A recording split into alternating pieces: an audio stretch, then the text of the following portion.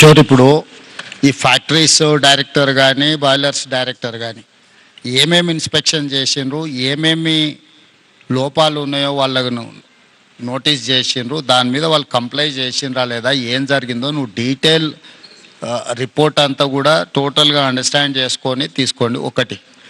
రెండోది, ఇట్లాంటి యాక్సిడెంట్స్ ఈ కంపెనీలో ఇంతకుముందు ఎప్పుడైనా జరిగినాయా, జరిగితే what was the reason for that accident, so అప్పుడు ఏం ఇష్యూస్ని ఫైండ్ అవుట్ చేసిండ్రు అనేది ప్రీవియస్ హిస్టరీని కూడా వెరిఫై చేయండి.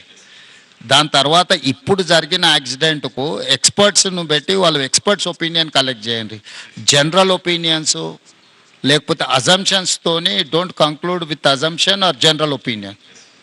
I need specific reason for this accident, then only we can address. ఇప్పుడు ఈరోజు ఇక్కడ జరిగింది, ఇట్లాంటి సిమిలర్ ఇతర పరిశ్రమలలో కూడా ఇట్లాంటి సమస్య రాకుండా ఉండాలంటే మనం ఏం ఇన్స్ట్రక్షన్స్ ఇవ్వాలి, వేటి మీద ఫోకస్ పెట్టాలనేది కూడా మనకు అర్థం కావాలి. దీని నుంచి మీరు నేర్చుకోవాల్సింది, దీని నుంచి చూడాల్సింది రెండు ఉన్నాయి. ఒకటి, డీటెయిల్ రిపోర్ట్ కావాలి నాకు. డీటెయిల్ రిపోర్ట్ మీద ఇమ్మీడియట్గా మీరు దీన్ని అడ్రస్ చేయండి. ఈ అంటే ఎక్స్పర్ట్స్ను కాన్స్టిట్యూట్ చేయండి. ఇట్ ఈస్ జనరల్ ఒపీనియన్స్ మీద పోకండి. దీని రిలేట్ ఏముందో ఆల్రెడీ ఇన్స్పెక్షన్ చేసిన వాళ్ళని వేయకండి, బయట నుంచి ఆఫీసర్లను డెప్యూట్ చేయండి. ఆల్రెడీ ఇన్స్పెక్షన్ చేసి ఆల్రెడీ దీని మీద ఉన్న వాళ్ళను మళ్ళీ ఒపీనియన్కి ఇస్తే they don't say anything. So కొత్త వాళ్ళను దీన్ని వేసి దీని మీద టోటల్గా డీటెయిల్ రిపోర్ట్ అనేది దీని మీద ఇమ్మీడియట్గా తీసుకోండి.